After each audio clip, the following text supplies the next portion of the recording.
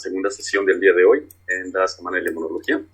Vamos a tener el día de hoy como acompañante al doctor Juan Carlos Balandrán Juárez, quien es investigador de nivel 1, de acuerdo al Sistema Nacional de Investigadores del CONACYT, y quien actualmente se encuentra realizando su estancia postdoctoral en el Albert Einstein College of Medicine en Nueva York, Estados Unidos. Y nos va a presentar el tema vacunas contra COVID-19, mitos, retos y perspectivas. Nada más, antes de empezar la sesión, les pido a todos los asistentes que cualquier duda que tengan la escriban en el chat, y al final de la sesión vamos a tener una ronda de preguntas y respuestas para que sean resueltas. Doctor, pues muy buenas tardes, bienvenido, y pues cuando usted guste puede empezar. Muchas gracias a todos por la invitación. La verdad es que no me lo van a creer, pero estoy muy emocionado de poder hacerme presente otra vez con ustedes. Si me lo preguntan, extraño mucho la VAP, extraño mucho las clases, y quiero dedicar esta plática a todas las personas que han acaecido por esta enfermedad durante esta pandemia.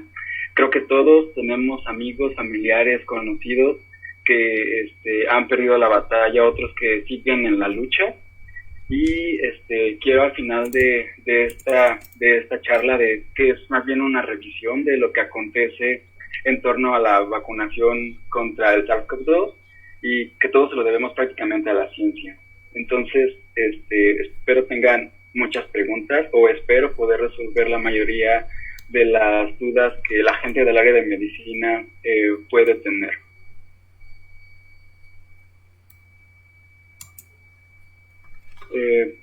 Como lo dije anteriormente, quiero hacer una dedicatoria especial entre todas las personas que se engloban en el grupo que dije anteriormente.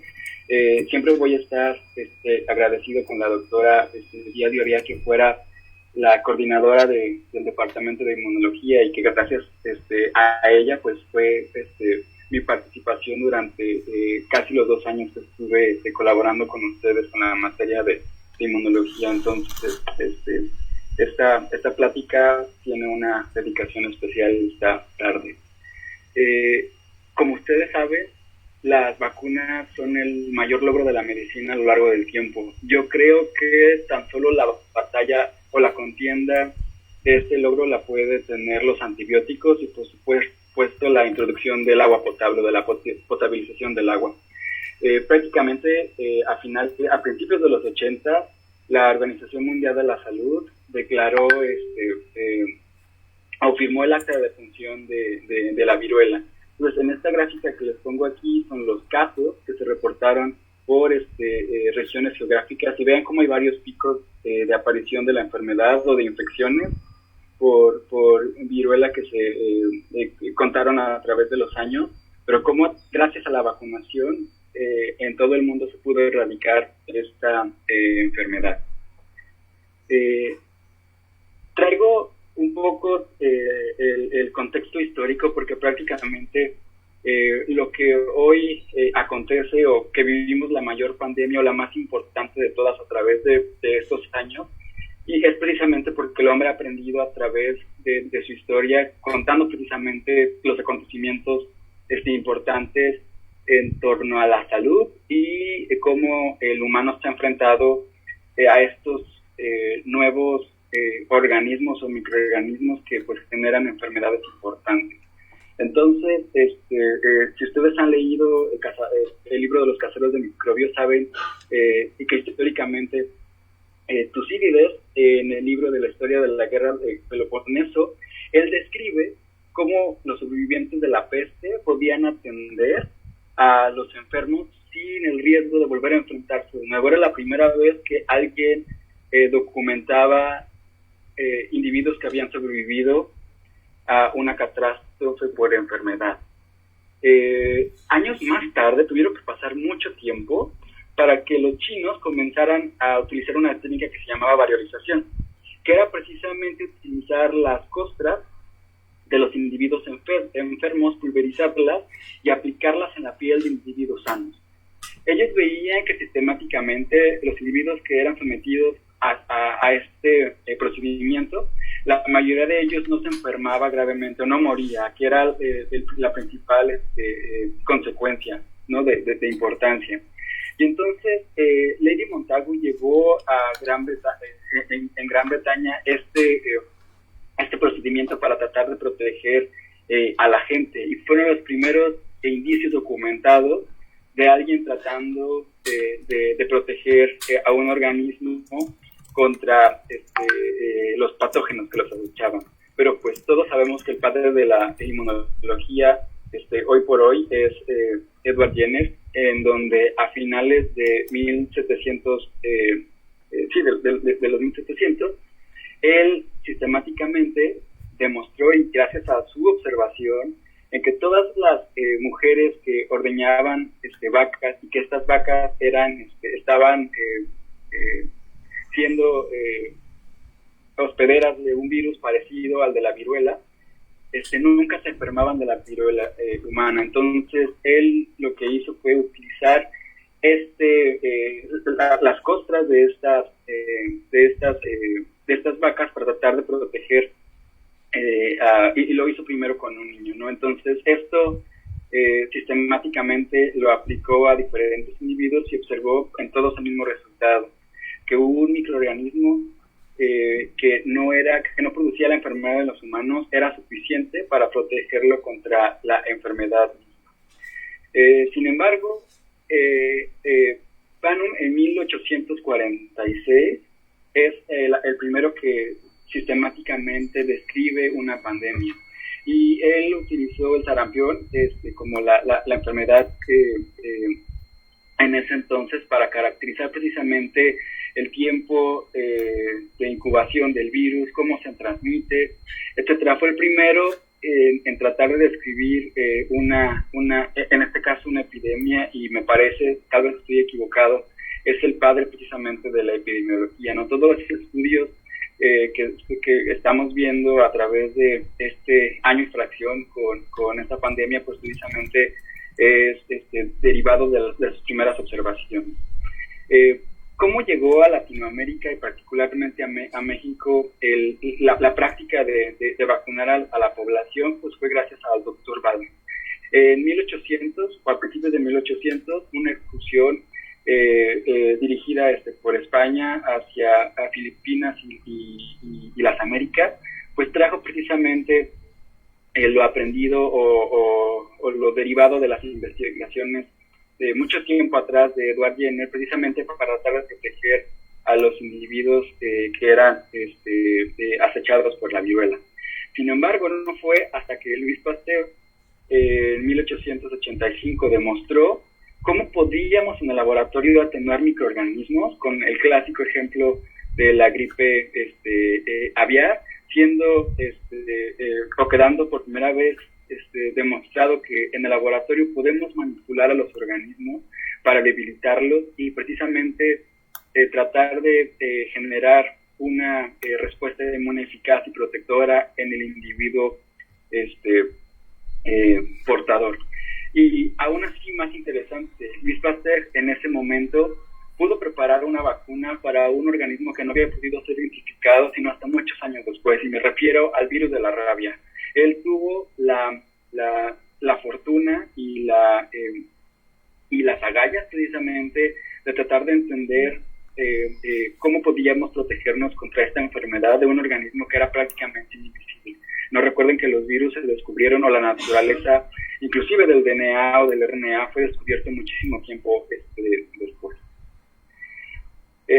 Todo esto que les conté, o el contexto histórico que les mostré, es precisamente para llevarlos a esta diapositiva en donde les pongo un resumen de las estrategias que se siguen para el establecimiento de vacunas contra virus. Sé que las pláticas que han precedido mi participación en esta semana de la inmunología ya les explicaron más o menos cuáles deben ser esos tipos de estrategias, pero aquí se los voy a resumir muy rápidamente. En términos generales, para los virus tenemos 4 maneras de vacunarnos, ya sea con el virus debilitado o con el virus inactivado. Las dos alternativas nos enfrentamos a un virus que prácticamente es inofensivo, y tenemos 2 ejemplos de la gripe viral y de la influenza por otro lado.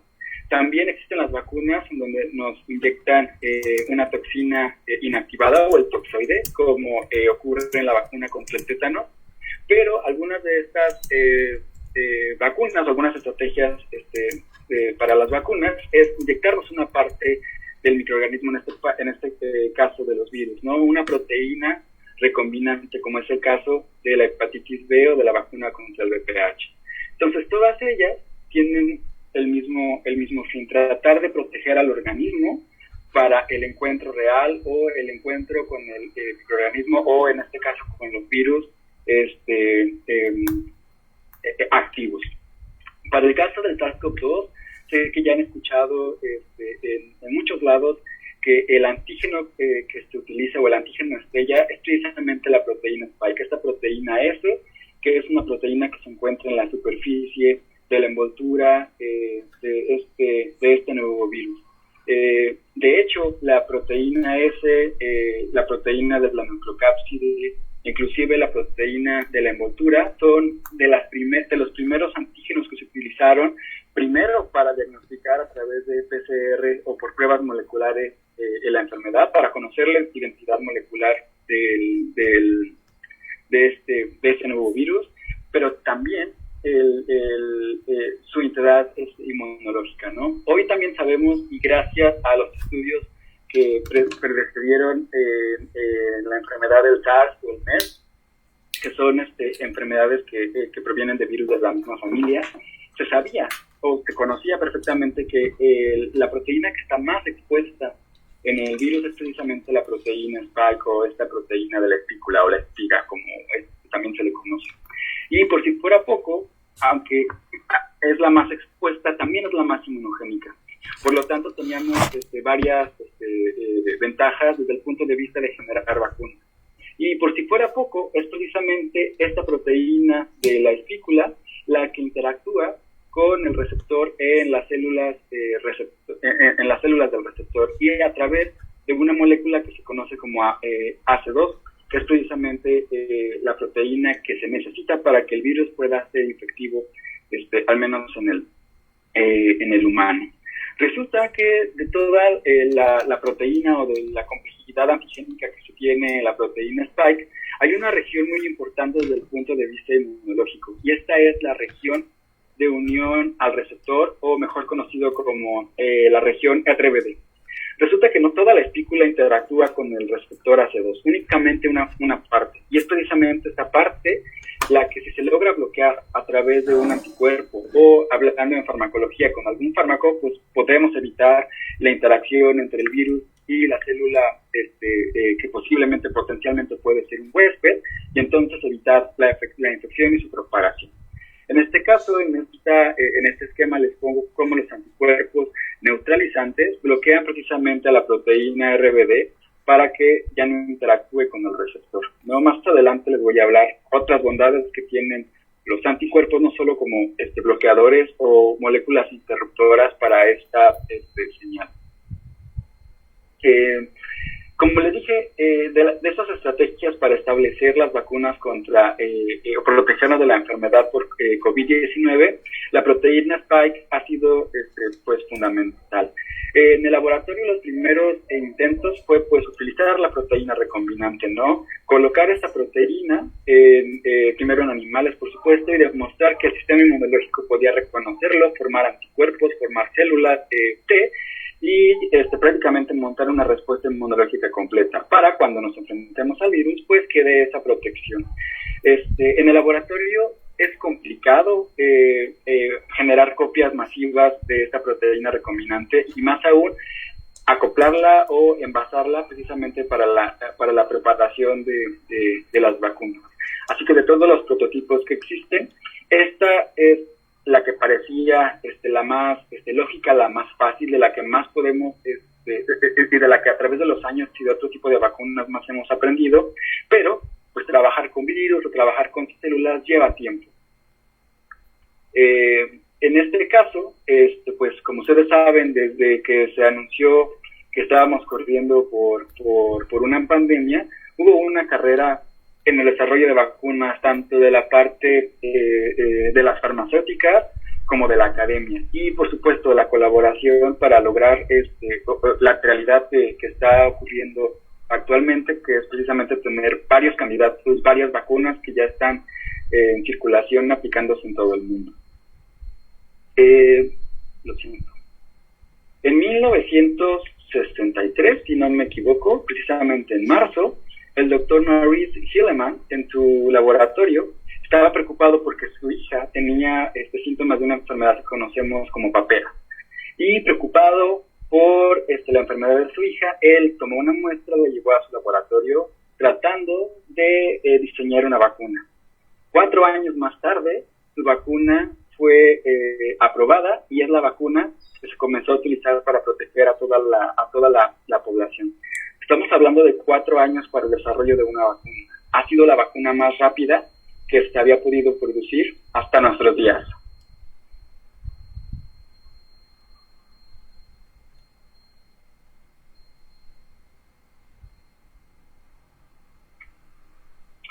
Como lo escucharon, bueno, no estoy seguro si lo alcanzaron a escuchar, o al menos vieron un montón de noticias, obviamente salieron rápidamente cuando se anunció que ya se tenía una vacuna preparada. Y esto generó mucha confusión, mucha duda, y en ese momento les voy a aclarar el porqué. Si comparamos el desarrollo de la vacuna de COVID, que llevó prácticamente meses, en contraste con otras vacunas o el desarrollo de otras vacunas, por supuesto que es imposible pensar que una vacuna se desarrollara tan rápido para una enfermedad que es completamente nueva. Sin embargo, esto no es del todo cierto.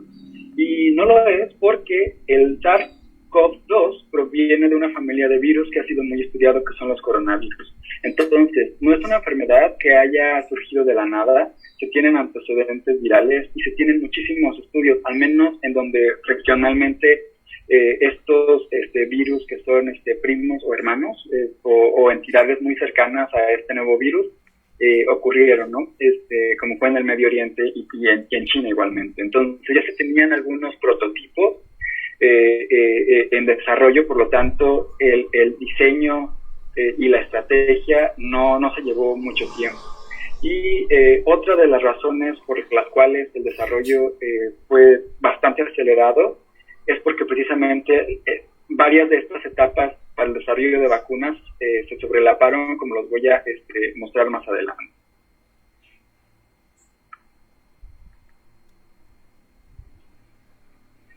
En esta línea del tiempo podemos ver que tenemos el descubrimiento y el desarrollo de las vacunas, y posteriormente, cuando se tiene esto, se puede pasar a los ensayos preclínicos, que son modelos animales, pasar a los ensayos clínicos, obtener la licencia, la manufactura y la distribución. Estamos hablando que en los Estados Unidos tarda de 5 a 10 años. Pero como se lo dije anteriormente, para estas vacunas que están ya en circulación, fue en menos de un año. Y es porque precisamente hubo un sobrelape, sobre todo de las etapas finales de los ensayos clínicos y de la manufactura. Y por supuesto, una aceleración en el desarrollo de las vacunas por todos los años de ciencia que la tecnología del RNA o DNA recombinante pues nos traen hasta nuestros días. El éxito de las vacunas creo que radica precisamente en esta propiedad del sistema inmunológico, que es generar una memoria. Y la generación de memoria es algo que hasta nuestros días todavía no lo tenemos muy bien descifrado, todavía no sabemos cómo generar memoria inmunológica al 100%, pero a través de los últimos años hemos tratado de entender cómo ocurre.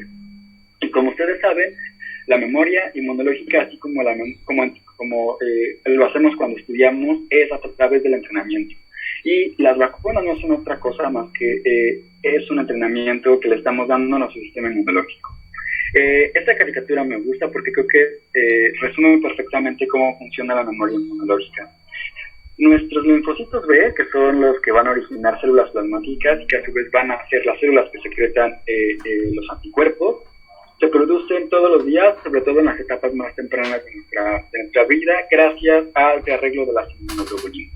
Entonces nosotros tenemos un repertorio muy amplio, en donde todos los días estamos generando BCRs, que es este receptor de linfocitos B, que va a ser único y exclusivo para reconocer algún virus pasado, alguna otra entidad patológica pasada, presente, o inclusive algunos organismos, virus, que todavía no existen o que van a existir. Nuestro sistema inmunológico es exquisitamente o está diseñado para eso.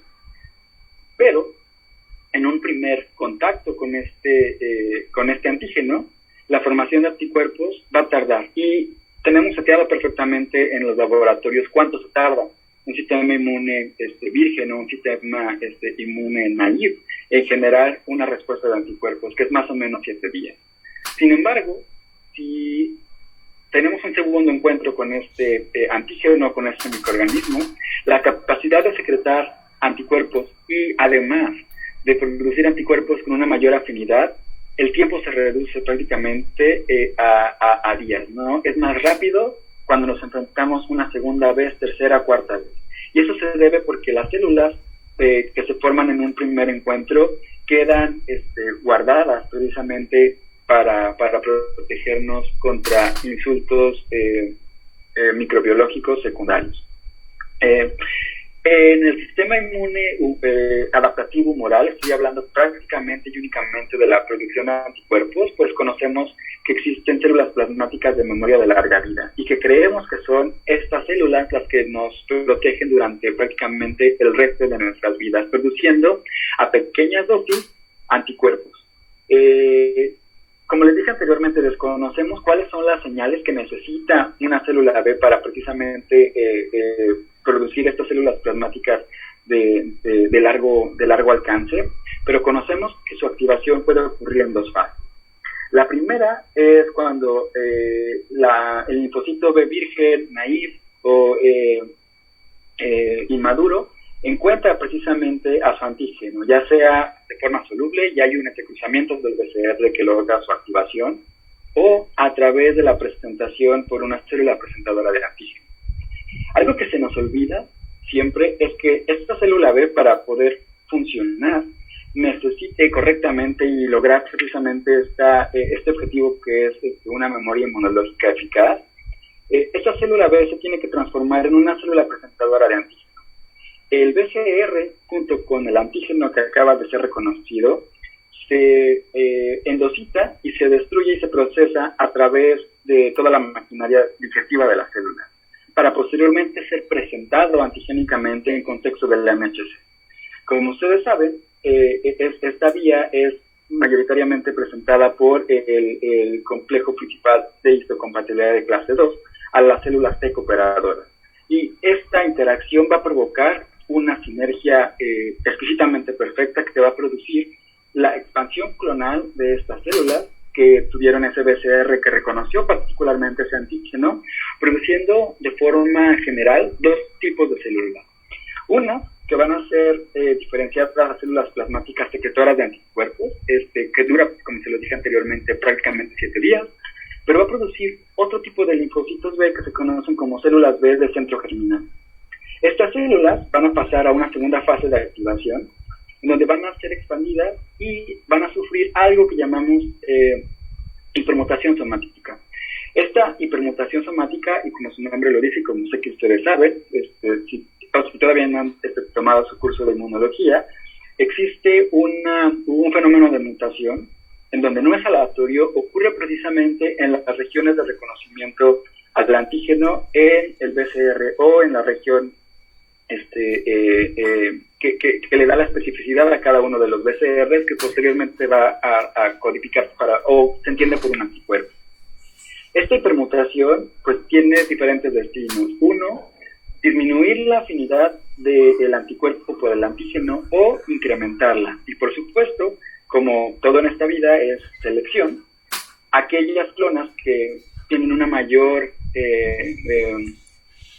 afinidad por su antígeno, pues van a seleccionarse por encima de las demás. Y si tenemos esta persistencia antigénica, estas células van a lograr quedarse como células plasmáticas de larga vida o formar aquellas células B de memoria, que en encuentros posteriores van a tratar de repetir la fase 2 de una manera extremadamente rápida, ¿no? En esta hipermutación somática también puede ocurrir si se da el contexto adecuado por parte de las células T, el switch de clase, en donde pues a través de la secreción de IgM o de IgG cambiar el tipo de inmunoglobulina, ¿no? a una IgA, o permanecer como una IgM si es la mejor molécula que se puede diseñar para ese antígeno en particular, o bien como una IgG, y dependiendo del sitio, ¿no? Como saben, la asociación a mucosas, pues conviene, el switch de clase va a ser hacia una IgA. Vamos a entrar ahora a conocer cómo funcionan las vacunas que actualmente están circulando y que han roto o están rompiendo barreras de tiempo, inclusive lo he platicado anteriormente en otras charlas, que hasta para eso de ciencia ficción es precisamente las vacunas de RNA mensajero o de DNA. Y pues para tratar de explicarles cómo funcionan estas vacunas, quiero que recordemos cómo funcionan nuestras células, ¿no? Todas las células tienen funciones diferentes o funciones específicas gracias a proteínas. Y las proteínas provienen o están codificadas en el DNA. El DNA es una molécula que tiene las instrucciones para generar prácticamente todo lo que somos fenotípicamente hablando. El DNA, para seguir esta función, pues tiene que codificarse o tiene que copiarse o traducirse a una molécula que se conoce como RNA mensajero. Esta molécula viaja del núcleo al citoplasma, en donde es captado por los ribosomas que van a fabricar estas proteínas. Entonces, gracias al dogma de la biología molecular y gracias precisamente a que conocemos estos pasos, se optó, y esto es algo que se hizo no recientemente, sino que ya tiene bastante, copiar precisamente, tomar esas instrucciones para introducirlas a una célula y hacer que esa célula produzca la proteína que queramos. En este caso, para el SARS-CoV-2, pues se eligió precisamente la proteína Spike, tomar las instrucciones, o el RNA mensajero, encapsularlo, protegerlo, e introducirlo a un organismo. Entonces, las células huésped, en lugar de tomar un virus, lo que toman son las instrucciones y fabricarlo gracias a la maquinaria celular, que es prácticamente similar en todos los organismos biológicos o parecidos, ¿no? Entonces, pues Pfizer, BioNTech, Moderna, fueron las compañías que utilizaron como prototipo esta tecnología, vacunas de RNA mensajero, para tratar de proteger a la población o tratar de otorgar inmunidad, ¿no? Pero existen obviamente otro tipo de vacunas, que son las vacunas de DNA. Y la forma en cómo funcionan es parecida. Si conocemos las instrucciones codificadas en el genoma del virus, pues puede colocar precisamente esta región codificante dentro de un vector viral, en donde este vector viral por lo general es un vector no codificante, es un vector no replicante, es decir, no se va a replicar en las células del huésped, pero se va a traducir a RNA, y ese RNA va a dar las instrucciones para que su célula huésped construya las proteínas adecuadas, en este caso la proteína Spike. ¿Cuál es la ventaja del DNA? Bueno, es que molecularmente el DNA es una molécula más estable. Han escuchado y a lo largo de la charla, pues al final voy a recalcar el por qué la serie fría tenía que mantenerse para transportar las vacunas de mRNA mensajero, porque el RNA es muy inestable. Es una molécula muy sensible, pero el DNA es mucho más estable y por eso es más factible transportarlo, ¿no? Hacer llegar una vacuna de este tipo prácticamente a todos lados, en donde una red fría no puede mantenerse por alguna circunstancia, sobre todo económica. Voy a tomar el prototipo que utilizó la compañía Pfizer BioNTech, que es precisamente el mRNA mensajero, que se conoce como BCN1 162b2, en donde en este paper en New England Journal of Medicine demostraron precisamente la seguridad y eficacia que tiene esta vacuna en este ensayo clínico, en donde participaron poco menos de 50,000 personas, en donde prácticamente todos ellos eran sanos o al menos libres o negativos para la PCR para SARS-CoV-2. En ese momento ellos fueron vacunados con dos dosis. El tiempo entre cada dosis, el tiempo fue de 21 días, en donde prácticamente el mRNA mensajero, me parece que eran 30 miligramos, no recuerdo exactamente la dosis, pero pueden, si tienen curiosidad de ir a visitar el paper con detalle, fue introducido en esos individuos, y lo que hicieron fue graficar la incidencia acumulativa de los casos por COVID entre el grupo que fue vacunado y el grupo que recibió el placebo. Entonces, como ven aquí, durante la primera ventana o antes de la segunda dosis, hay una diferencia entre los individuos que fueron vacunados, donde prácticamente los casos que se reportan son muy bajos, en contraste con aquellos que no recibieron la molécula de RNA. Pero vean cómo, más allá de 100 días, hay una diferencia abismal entre aquellos que fueron vacunados, ¿no? Prácticamente no existen casos reportados en los individuos que fueron vacunados. De este paper, lo que ellos reportan es que esta vacuna o esta estrategia tiene una eficacia del 95%, y es precisamente a través de más ensayos clínicos que se están sumando a este paper, que fue parteaguas para que la vacuna fuera aplicada ya en población abierta. Más o menos es la eficacia que se sigue manteniendo y reportándose. Algo que se nos olvida cuando pensamos o nos hablan de una vacuna innovadora es que pues todas ellas deben tener por lo menos dos componentes, ¿no? El principal pues es el inmunógeno, que es la molécula para la cual queremos formar precisamente anticuerpos y células de memoria, como lo dije anteriormente, pero todas las vacunas necesitan ayuda, necesitan un ayudante. Y se nos olvida que precisamente el RNA y el DNA son moléculas que también pueden ser sentadas por el sistema inmune innato o por maquinaria molecular innata. Y estoy hablando precisamente de los TLRs, ¿no? El modo de activación que se tiene para estas estrategias de vacunas es el siguiente, ¿no? El mRNA mensajero, cuando entra a una célula a través del endosoma, como es una célula del sistema inmune como células dendríticas o macrófagos, pueden ser reconocidos al interior por diferentes moléculas, en donde las más estudiadas son la vía de los TLRs, ¿no? Principalmente TLR7 y 8, que puede sentar mRNA de cadena sencilla. ¿Qué es lo que pasa? Esta señalización por producir interferones del tipo 1, lo cual va a inducir una respuesta inflamatoria temprana, que a su vez va a impactar sobre las mismas células para activarla. Esta activación lo que va a producir es que se acelere la producción de moléculas de MHC de clase 2, que se incremente toda la maquinaria de digestión proteica para producir precisamente todos los péptidos de las proteínas nuevas que se están produciendo gracias a este mRNA mensajero. No recuerden que la proteína spike va por ahí a ser codificada y va a ser degradada por esta misma célula para poder ser presentada en contexto de MHC de clase 2 a un linfocito T y producir precisamente células de memoria. O, por otro lado, esta proteína spike es reconocida por los linfocitos B, este entrecruzamiento formar precisamente las células plasmáticas secretorias de anticuerpos, o en ayuda a que esta célula presente el antígeno, como lo dije anteriormente, recibe la ayuda de un linfocito cooperador, se va a producir una célula B de memoria en donde la afinidad de ese anticuerpo puede incrementar, ¿no? Entonces,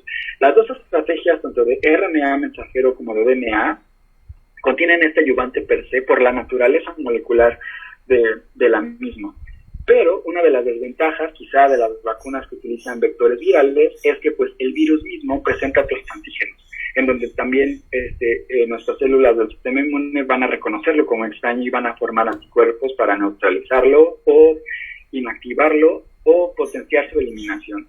Entonces, a la larga, estos vectores, generalmente de adenovirus, pues pueden generar anticuerpos antiadenovirus que en hallazgos o en vacunas secundarias o en dosis secundarias, pues pueden generar precisamente una neutralización y tal vez una menor eficacia. Dentro de todos los mitos que pueden, seguramente ustedes escucharon y que estoy seguro de que ustedes ayudan de trinchera a acabar con este tipo de estigmas que la sociedad misma ha generado, es que el RNA mensajero no puede modificar el genoma de otro individuo. Para empezar, lo primero que les dije es que el RNA es muy sensible, ¿no? Es muy lábil, se puede destruir muy fácilmente. Y además, recuerden que para modificar el genoma se tiene que ingresar al núcleo. Y se ha demostrado que el RNA no puede ingresar al núcleo, por lo tanto, la posibilidad de que el RNA se integre a nuestro genoma es prácticamente imposible. Otra de las preguntas que han ocurrido a lo largo de esta pandemia es si la infección natural otorga una inmunidad protectora per se. Y esto es lógico porque pues, la infección, el hospedar a un virus completamente nuevo, por lo que menos esperamos, es precisamente si estamos en enfermedad y no perecemos por esta infección, pues lo que queda es precisamente un recuerdo o es una protección. Recuerden que el sistema inmunológico trabaja a través de entrenamientos, pero contamos con muchas células que son innatamente entrenadas para matar y aniquilar todo lo que presumiblemente, potencialmente nos puede hacer daño. Y estoy hablando precisamente de todo el batallón de las células del sistema inmuninato, como los neutrófilos, los macrófagos, las células natural killer, que pues van a estar de manera orquestada tratando de defendernos contra todos esos agentes extraños. En el caso de las infecciones, por supuesto. Y contamos con células del sistema inmune adaptativo, como los linfocitos T y los linfocitos B. En este caso, como lo dije anteriormente, las ventajas de los anticuerpos es que podemos bloquear la interacción del virus con su célula huésped, neutralizar moléculas como toxinas, que son productos de las bacterias, que son los que son patogénicas, o bien decorar a estas partículas, a estas bacterias, para hacerlas más exquisitas para nuestro sistema inmuninato, ¿no? Para el sistema fagocítico o para las células natural killer, marcar a las células que están infectadas y dar la señal para que estas células mueran. O bien, generando estos linfocitos T citotóxicos específicos para los antígenos, en este caso virales o microorganismos intracelulares, para aniquilar a esa célula infectada.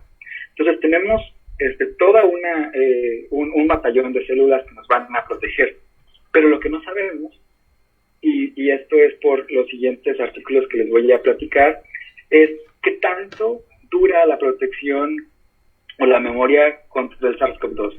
Ha pasado muy poco tiempo, tan solo recuerden que la pandemia o el inicio de la pandemia globalmente fue anunciado a finales de diciembre, a principios de enero del 2020. No ha pasado mucho tiempo, por lo tanto, de esos primeros individuos infectados, si todavía tienen anticuerpos o no, todavía es muy poco tiempo para decirlo. Sin embargo, en este artículo que salió el año pasado, la revista Nature Medicine, demuestran un aspecto interesante comparando a los individuos que presentaron síntomas y aquellos individuos que eran asintomáticos o individuos que eran acarreadores del virus o portadores del virus asintomáticos. De manera interesante, no son muchos pacientes, pero de manera interesante ellos demuestran que aquellos individuos que presentaron síntomas generaron más niveles de anticuerpos, sobre todo de IgG, en comparación con aquellos que tuvieron una enfermedad asintomática. En línea o en concordancia con estos hallazgos, en este otro artículo, los autores descubrieron que si analizaban al compartimento de células plasmáticas, ellos veían que comparando los individuos con enfermedad severa o enfermedad moderada o leve, ellos veían que entre peor la pasaba el paciente, la chance de encontrar o la oportunidad de encontrar células plasmáticas específicas para el virus era mucho mayor, y sobre todo con el paso del tiempo. En otras palabras, en resumen, aquellos individuos, o se cree que aquellos individuos que tienen síntomas o una enfermedad de una ventana de síntomas más larga, esto aparentemente les genera una mayor inmunidad. En términos humorales, mayor título de anticuerpos y mayor número de células o frecuencia de células plasmáticas capaces de producir anticuerpos contra el SARS-CoV-2. Y en estos dos artículos utilizan como prototipo a la proteína Spike. Desde nuestra trinchera, hace precisamente un año, cuando estaba colaborando en el laboratorio de Juárez en Oaxaca, lo que me llamó la atención es que de los individuos que analizamos en esta pequeña corte de pacientes, que fue de 110, lo que hice fue buscar cuáles de estos individuos presentaban anticuerpos y cuáles no. De estos individuos descubrimos que no todos los individuos que habían sido diagnosticados molecularmente a través de una prueba molecular para diagnosticar al SARS-CoV-2 habían desarrollado anticuerpos. Pero, curiosamente, descubrimos que entre más tiempo pasaba al seguimiento de estos pacientes, su índice de formación de anticuerpos era más alta, así como lo había demostrado anteriormente. Entonces, ¿recuerdan la pregunta que les mostré hace 3 diapositivas sobre si me dio la infección, ya estoy protegido? Pues vean que un 43%, al menos en esta corte, no tenía anticuerpos y había sido diagnosticado molecularmente con el virus del SARS-CoV-2.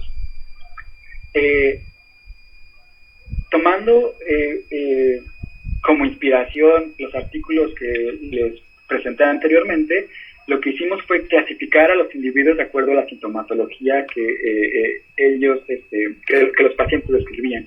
Y lo que encontramos es que aquellos individuos asintomáticos aparentemente tenían una mayor producción de anticuerpos en contraste con aquellos que no habían presentado síntomas.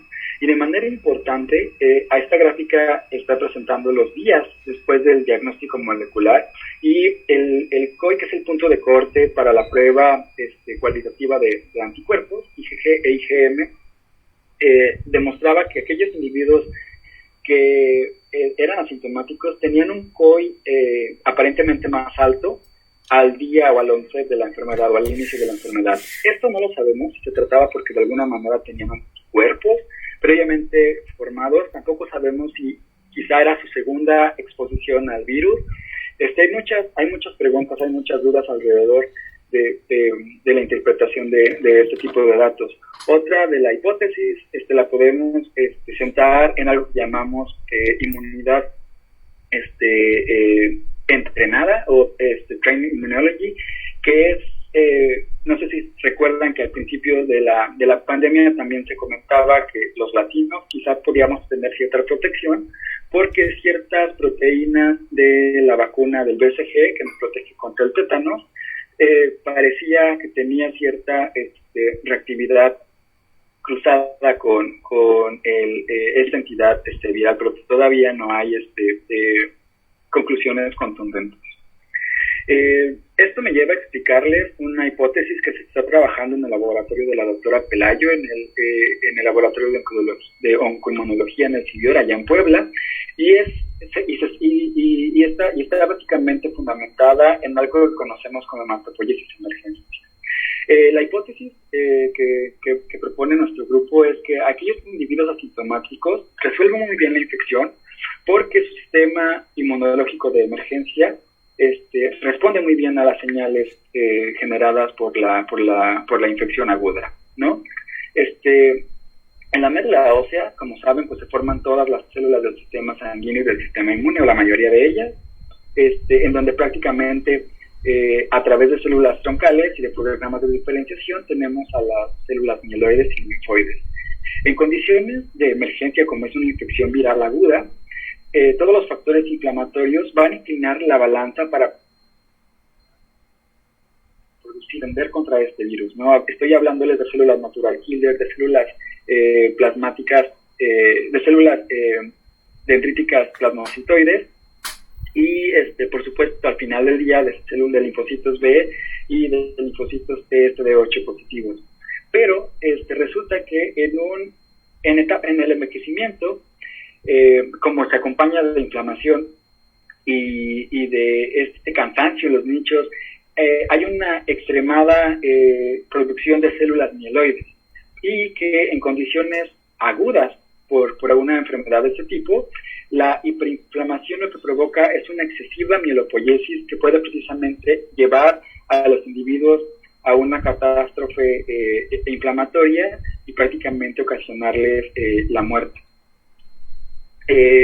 Todo esto se centra porque las células troncales que habitan en la médula ósea y los progenitores tienen también receptores tipo TOL, estos receptores que les comenté anteriormente, que son capaces de reconocer pues patrones moleculares asociados a daño, patógenos, inclusive a moléculas derivadas del estilo de vida. Entonces, en esta inflamación se cree que precisamente este balance de la mielopoiesis y la linfopoiesis de emergencia en algunos pacientes, sobre todo en los que tienen síntomas graves o tienen una enfermedad muy severa, genera una producción de células altamente inflamatorias que ocasionan esa tormenta de citocinas que prácticamente acaban con la vida del paciente con COVID. Entonces, otra de las preguntas que también se tienen es, ok, si ya estoy vacunado, ya puedo dejar de seguir las medidas sanitarias. Esto yo no lo creo es tan cierto y les voy a platicar por qué. En este artículo lo que demostraron es la diferencia o la eficacia que hay entre solo recibir una dosis y cuál es la producción de anticuerpos cuando se tienen las dosis completas en las vacunas que así lo demandan, ¿no? Entonces vean prácticamente que no importa cuál vacuna sea, todas ellas después de la primera dosis pueden tener un declive, pero precisamente se robustece gracias a la segunda dosis. Y déjenme decirles que la producción de anticuerpos y para neutralizar o para bloquear precisamente la interacción entre el sitio RBD con el receptor AC2 ocurre precisamente a nivel tisular, a nivel de las mucosas. El virus tiene que estar en contacto precisamente con esos anticuerpos para poder ser bloqueado o, mejor dicho, neutralizado.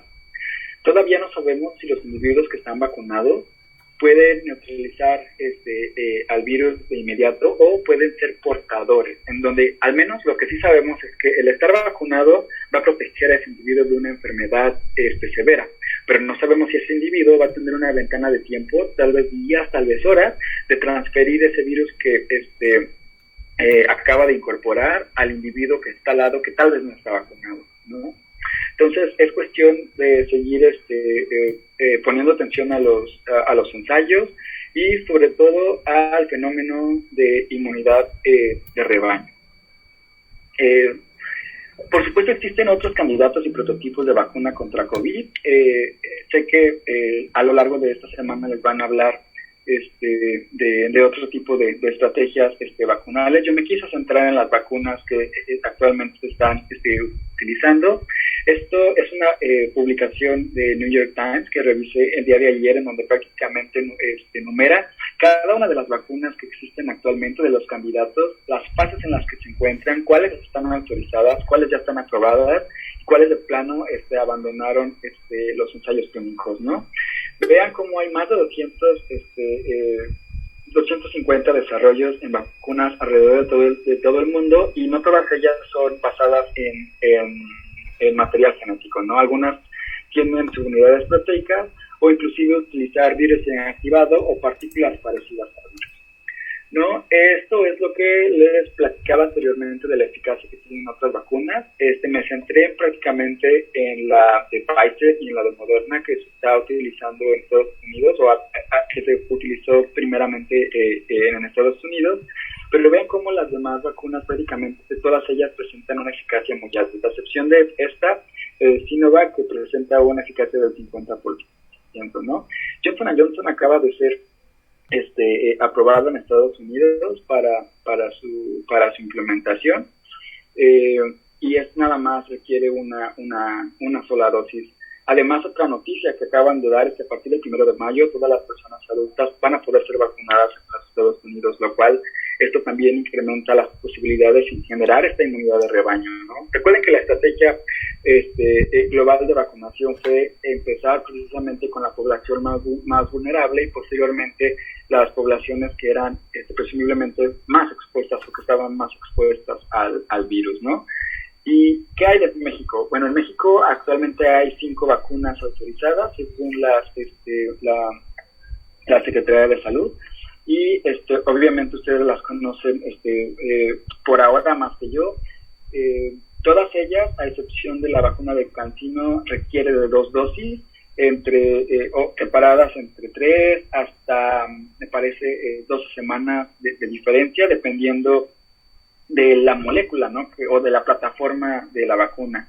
Tenemos la vacuna de RNA mensajero, que es la de Pfizer, o vector no viral, vector viral no replicante, como las demás, o la de Sinovac, que es precisamente un virus inactivado, ¿no? Sí, por supuesto, todas ellas tienen efectos secundarios y es precisamente el efecto que todas las vacunas, o que la mayoría de ellas tienen por el despertar del sistema inmunológico local, inclusive pues puede ser hasta sistémico. La buena noticia es que México no está tan mal en términos de cuántos individuos ha vacunado dentro de su población. Entré esta mañana a actualizar esta diapositiva, en donde el sitio de Google demuestra que se llevan aproximadamente 16.5 millones de vacunas hasta el día de hoy, de las cuales cerca del 4.5% de la población ha recibido las 2 dosis o está completamente vacunada, dependiendo de cuál es la plataforma de la vacuna. Y en total casi ya se llegó al 10% de la población mexicana.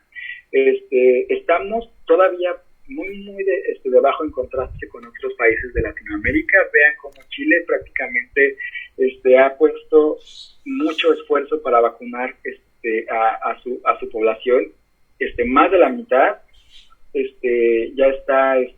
ya tiene por lo menos la primera dosis, y vean cómo pues un cuarto prácticamente ya está completamente protegido, ¿no? Seguido de Uruguay, inclusive hasta Costa Rica, y vean también cómo Brasil, que es uno de los países que también la está pasando muy mal, está también poniendo esfuerzos en sus vacunas.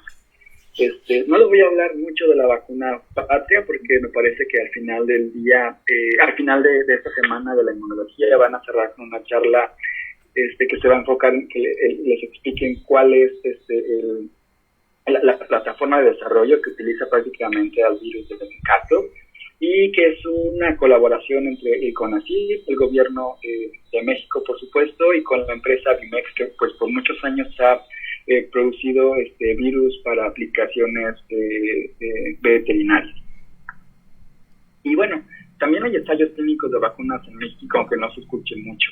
No, tenemos algunas que están en proceso. Esto lo revisé muy recientemente, pero prácticamente los protocolos que están autorizados son para la vacuna de Johnson & Johnson, y estos 2 prototipos, que son una vacuna de RNA mensajero y una vacuna que es la proteína recombinante Spike. Y bueno, esto es nada más ya para resumir todos los mitos y realidades que hay alrededor de estas vacunas. Mencioné anteriormente, esta vacuna no puede hacer que el individuo presente la enfermedad por COVID-19. Ninguna de ellas, de las vacunas, utiliza, al menos las que están circulando en el país, utiliza al virus activo. Por lo tanto no puede generar la enfermedad. Si después de vacunarme puedo salir positivo en alguna prueba para COVID-19, pues sí, sobre todo pues para las pruebas de anticuerpos y exclusivamente. No, de esa manera nosotros también estamos midiendo su efectividad en la población, demostrando que hay precisamente anticuerpos en el individuo vacunado. Si ya tuve COVID y me recuperé, no debo vacunarme, como lo mencionan los artículos que les platiqué, pues existe o hay evidencia de que la inmunidad va en declive si tuvimos una infección natural. Por lo tanto es sugerente, ¿no?, vacunarnos, darnos una segunda dosis. Ese segundo shot puede robustecer a nuestro sistema inmunológico y pues no la permanencia del antígeno, pues producir una menor título del anticuerpo y pues dar en el blanco para producir moléculas de memoria, células o moléculas de memoria.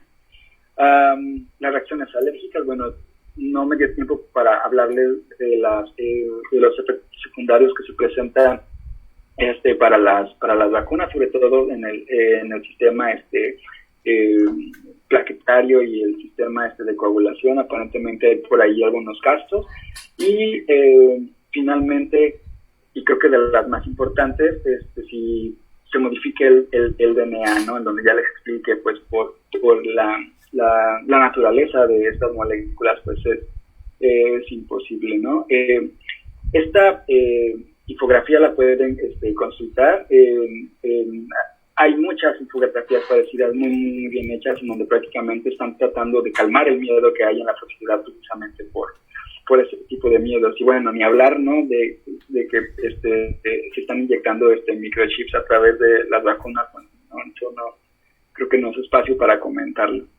Y pues de mi parte es todo. Quiero cerrar nada más recordándoles que el 29 de abril, como parte de las actividades de la Sociedad Mexicana de Inmunología, tiene un simposio preparado donde van a hablar precisamente de las vacunas mexicanas. Me parece que hay 6 prototipos, además de la vacuna patria, que están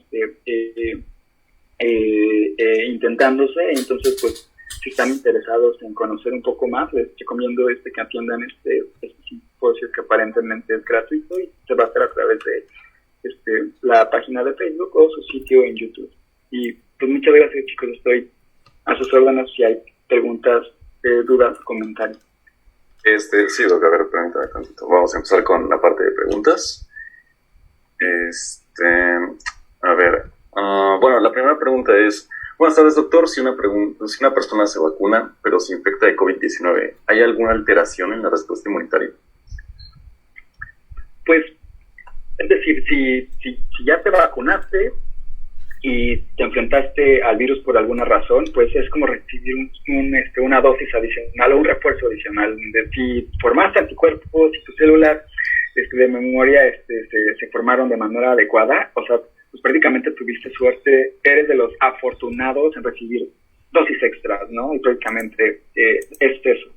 El riesgo es quizá si tus primeras dosis no funcionaron y no entrenaron a tu sistema inmunológico correctamente, pues no tienes material humoral o celular para destruir o para inactivar al virus, ¿no? Entonces, puede que en algunos casos, algunos individuos que se vacunen, en donde la vacuna por alguna razón o circunstancia no funcione. Recuerden que no creo que este espacio de una hora no da tiempo para sentar las bases de cómo en realidad montamos una respuesta inmunológica, sobre todo humoral o celular, ¿no? Recuerden que es un juego entre péptidos, sitios específicos en las moléculas de MHC, presentarlos correctamente y que en ese momento y en ese contexto celular exista una célula B o un linfocito T que pueda reconocer a ese péptido en particular. Entonces, si existe la posibilidad de que la vacuna en ese individuo no funcione, pero en términos generales, eso es lo que la eficacia del 95% de una de las vacunas que les presenté, o sea, es prácticamente muy, muy bueno, ¿no? Digo, al menos de que te toque ser de ese 5%, que es prácticamente mala suerte. Gracias, Doc. Bueno, la siguiente pregunta sería: buenas tardes, doctor. ¿Cuál es la perspectiva de los pacientes vacunados con Sinovac? Pues es la de menor efectividad. ¿Estarían más vulnerables? Puede que estén más vulnerables, pero aún así el 50% es no es una eficacia tan baja, ¿no? Tienes una chance, pues, de 1 a 1 de que la vacuna haya funcionado en tu organismo, ¿no? Y además, también algo que se conoce actualmente es que no todos los individuos que tienen la infección natural o que han pasado por la infección natural terminan en una enfermedad por COVID severo, ¿no? También ahí hay condiciones de susceptibilidad, de tener ciertas comorbilidades. Les digo, esta plática no era tal vez para hablarles de la patobiología o de cómo daña, cómo se origina la enfermedad por COVID-19, pero no es cierto que si tengo la infección, el 100% es que me voy a enfermar gravemente y voy a terminar en el hospital. Lo hemos visto, ¿no? Hemos sido tal vez portadores asintomáticos y nunca nos dimos cuenta, ¿no? Pero el de al lado, que aparentemente no tenía comorbilidades, la terminó pasándola muy mal, ¿no? Entonces, pues, en otras palabras, no,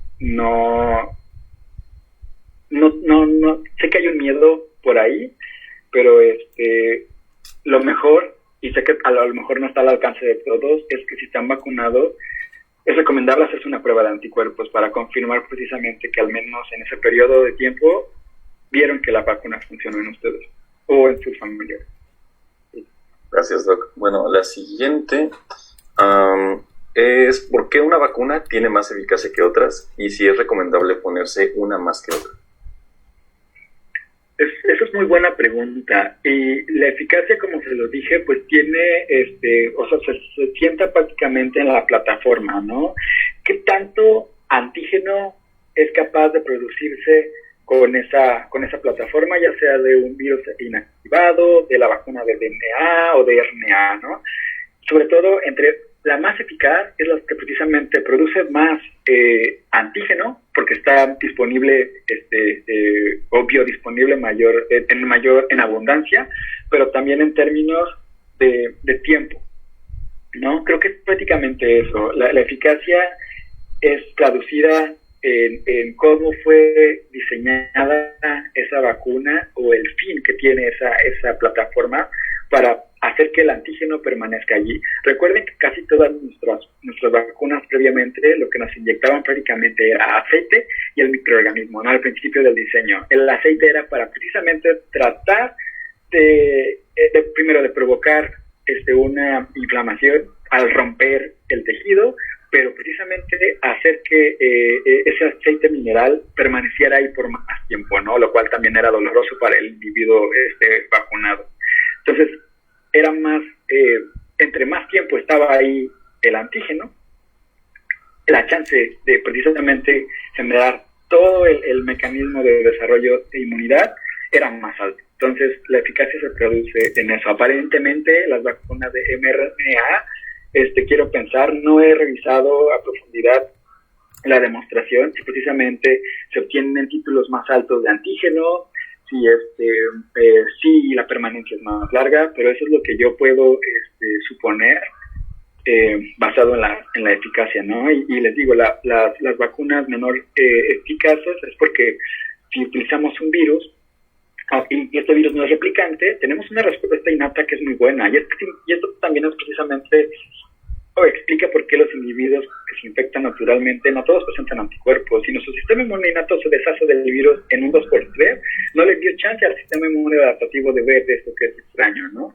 Pero si de alguna manera artificial logramos que ese virus permanezca por más tiempo, pues le damos la chance a esa respuesta inmune adaptativa de ver, de aprender.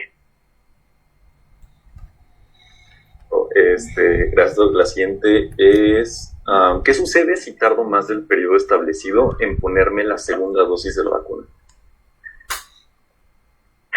Yo creo que también depende y particularmente ver de cuál vacuna se está hablando. Les mostré la dinámica o la cinética, es mejor, esta palabra describe mejor lo que quiero decir, de cómo aparece la inmunidad tanto en ratones como en humanos y en población abierta, ¿no? En donde se ve que en 21 días se forman anticuerpos con una sola dosis, hablando de la vacuna de Pfizer, pero el segundo shot es fundamental para incrementar precisamente los niveles de anticuerpos. Entonces, el cómo si tardo más o no en esa ventana es porque ustedes biológicamente y como médicos o como futuros médicos deben saber que la chance de perder esas clonas que ya formaron, si no se dan ese segundo shot, pues es muy alta, ¿no? Entre ustedes respeten esa ventana de tiempo, porque ya se sabe que el antígeno va a estar permanente, sobre todo en los ganglios linfáticos, para que ocurra esta reacción de centro germinal y todo lo que les platiqué que ocurre con la formación de células plasmáticas de larga vida, pues es prácticamente eso, ¿no? Puede que un día o dos no sean de gran diferencia, pero a lo mejor semanas puede ser decisivo. Entonces solo tengan en mente eso. Si tienen dudas, digo, la información está allí, solo hay que ir a checar cuál es la dinámica que sugiere. Ok, gracias. En la siguiente, bueno, va un poquito más relacionada a las personas que ya se han infectado. Dice, en las personas que ya se enfermaron previamente, ¿qué tan cierto es que con una dosis de las vacunas, que requieren 2 dosis, es más que suficiente? Pues puede ser, o sea, como inmunólogos podemos suponer que si nos dio la infección natural, sabemos que ya tuvimos al virus por primera vez, nuestras células ya lo vieron aparentemente, y sobre todo considerando si tuvimos síntomas o no, como se los demostré, bueno, o como se los platiqué de acuerdo a los artículos y las observaciones mismas en el laboratorio en Oaxaca. La primer dosis lo que hace en realidad naturalmente es una segunda dosis, ¿no? En ese organismo en particular. Entonces, prácticamente lo que se espera es que pues con esta dosis quede precisamente protegido. Si es que se respetó esa ventana de tiempo, que la mayoría de ellas son entre 2 a 3 semanas, no lo recomendable. Okay. Bueno, relacionado igual con la pregunta anterior, preguntaba, si un familiar lo vacunaron con Sinovac, que tiene una baja efectividad para la enfermedad sintomática, ¿qué tan factible es que después de un tiempo se pueda volver a vacunar con alguna que tenga una mayor efectividad? Claro, pues es posible. O sea, yo lo veo factible si el paciente o si el individuo así lo desea y así lo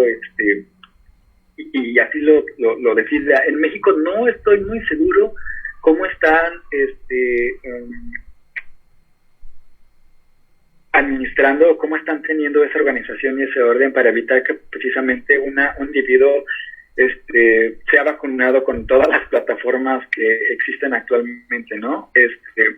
Sé que hay un miedo, y sé que si yo ya me enteré que la vacuna de Pfizer es la mejor y aquí no se está promocionando a nadie, sé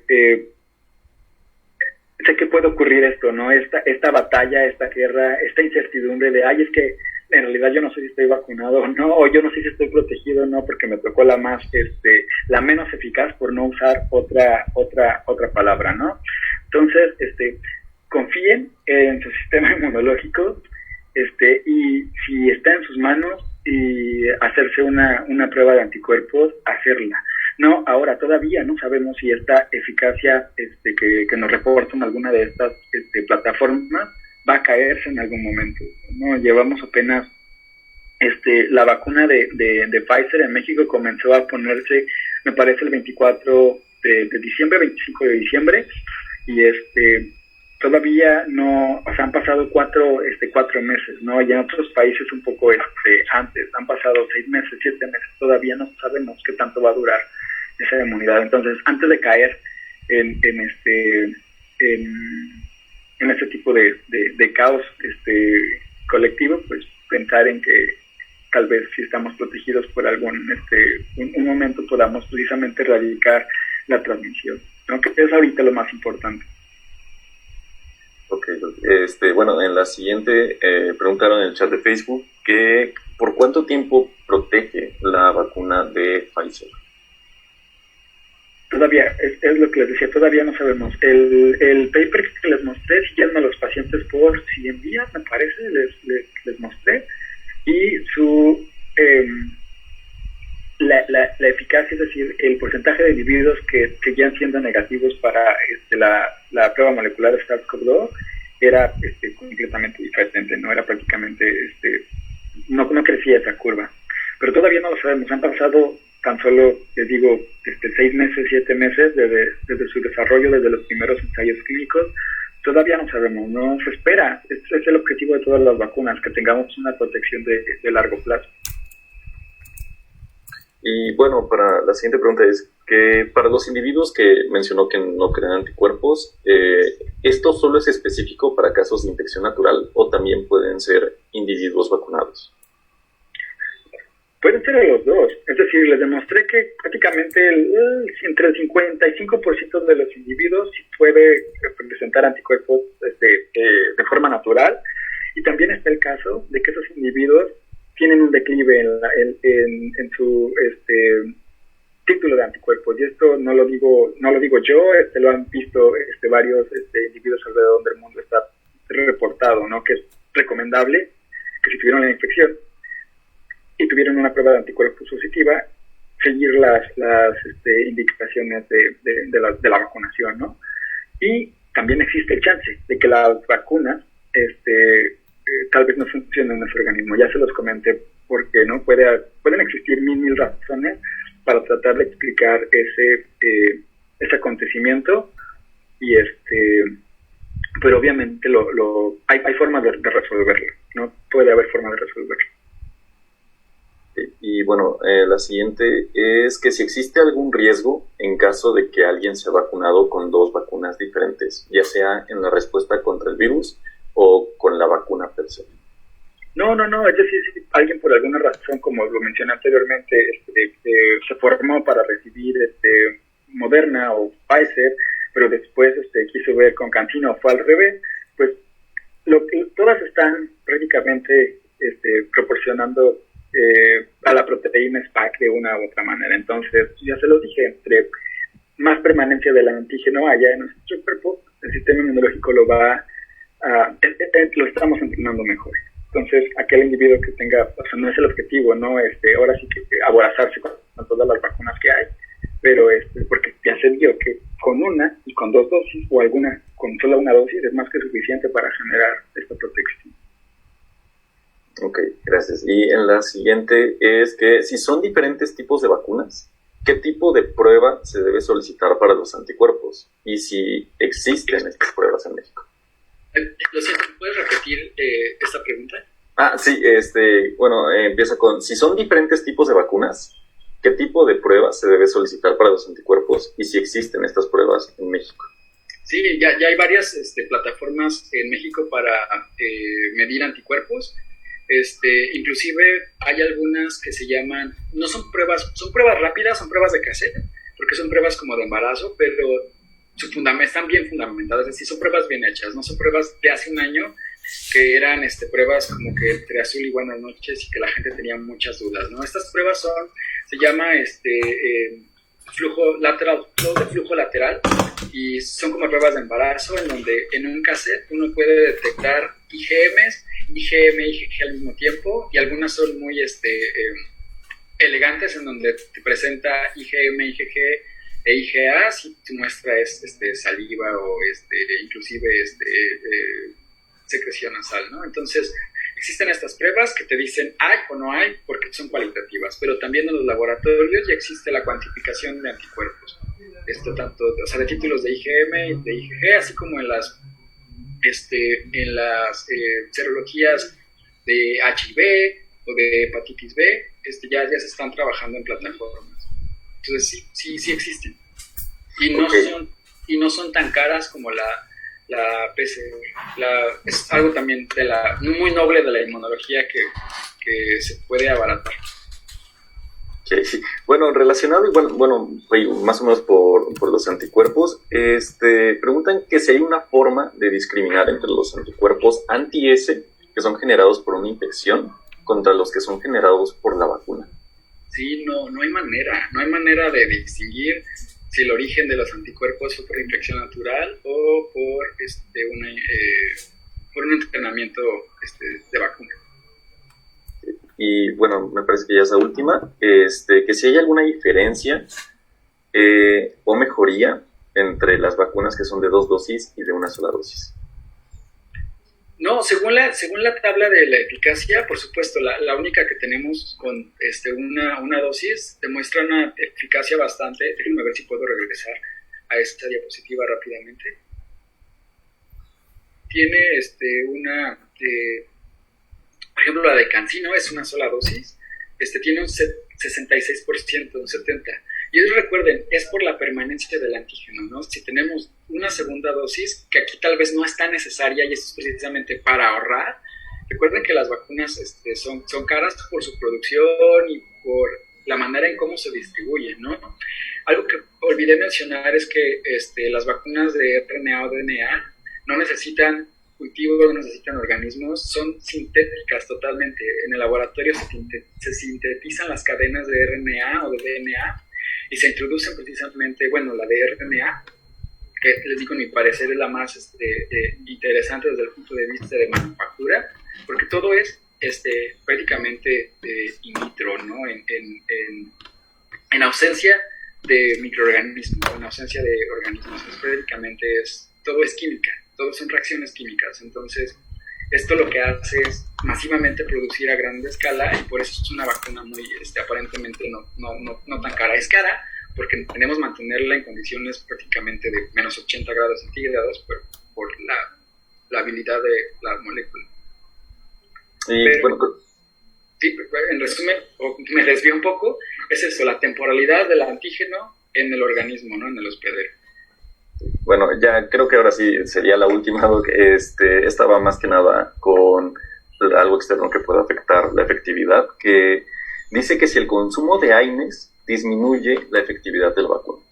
Bueno, recuerden que lo que necesitamos para una vacuna es una respuesta inflamatoria, ¿no? Si apagamos la respuesta inflamatoria con este tipo de moléculas, pues estamos reduciendo un poquito la efectividad, ¿no? La vacuna lo que hace es despertar a un sistema inmune innato para tratar de ejercitar al adaptativo. Entonces, si apagamos ese encendido de la respuesta inmune innata a través de una pequeña inflamación, pues reducimos la eficacia. Pero no es que la apaguemos completamente, ¿no? Solo le restamos un poquitito de la eficacia. Por eso es mejor aguantarse la fiebre, el dolor, etcétera, ¿no? Es mejor. Y pues bueno, Doc, parece que estas ya fueron todas preguntas. Le agradecemos bastante aceptar la invitación. Realmente es un tema que gran parte de la comunidad, de la población, los tiene como que muy asustados por tanta desinformación que circula últimamente y que muchas personas prefieren creerla, ¿no? Entonces, pues agradecemos bastante su presencia y pues le deseamos muchísimo éxito. Y en verdad, muchísimas gracias.